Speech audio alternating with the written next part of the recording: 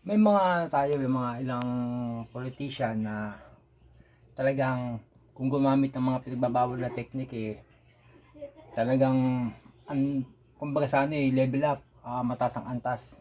Wala talaga naman lahat nahagupit ng kanilang mga pinagbabawal na technique.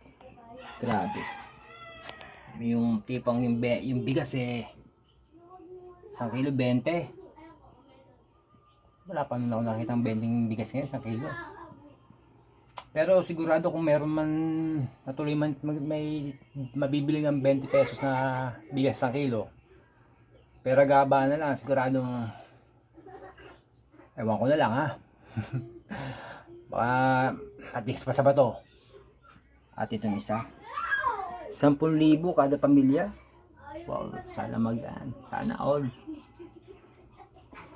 Grabe mga technique yan. Mga pinagbabawal Pero dito sa amin sa Las Piñas ay may bagong programa sila. Hindi ko malaman kung sa mga bilyar ba to o sa mayor namin. Basta gano'n, parang may ayuda ata. Tigtitrikyaw, no? Sa mga senior, sa mga tatay, actually sa mga bakla mga bakla nabigyan na. Alam yan mga taga Las Piñas. Pero mo nauna pa yung mga bakla hindi man sa pag-ano.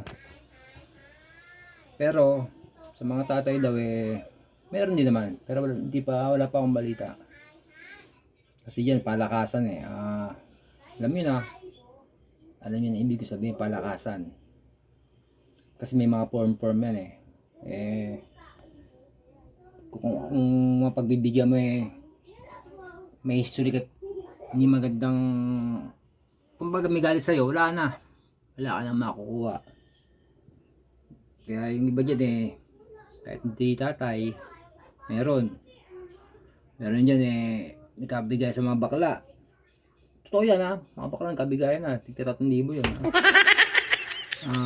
sa lahat ng bakla nandun, mga silayas, mga mukhang nalaga, bakla, nabigyan na yan. Asahan mo pag nagkabigay ng tatay baka meron din sila. Nagtatanong lang naman ako. Kasi